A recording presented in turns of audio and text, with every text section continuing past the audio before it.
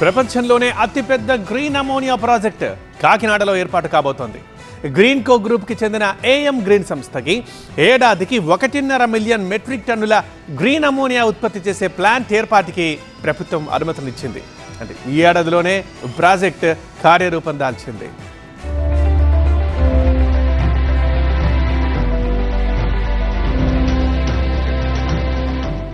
కాకినాడలో ఏర్పాటు చేయనున్న అతిపెద్ద గ్రీన్ హైడ్రోజన్ ఆధారిత గ్రీన్ అమోనియా ప్రాజెక్టుకు CM Chandrababu, deputy CM Pawan Kalyan శంకుస్థాపన చేశారు. గ్రీన్ కో గ్రూప్ నకు చెందిన ఏఎం గ్రీన్ సంస్థ ఏర్పాటు చేసే ప్రాజెక్టు ద్వారా జర్మనీ, జపాన్, సింగపూర్ కు గ్రీన్ అమోనియా ఎగుమతి చేయనుంది.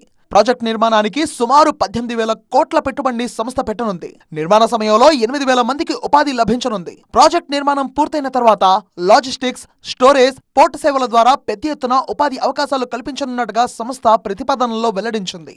Though we have started our careers as an software professionals to start with, then has inspired us towards making industrial play that has given us opportunity to impact socially and as well as create a large scale sectors. And given the opportunity, we have been creating a multiple sectors now between the energy, ammonia, hydrogen, metals and hydrocarbons and AI factories.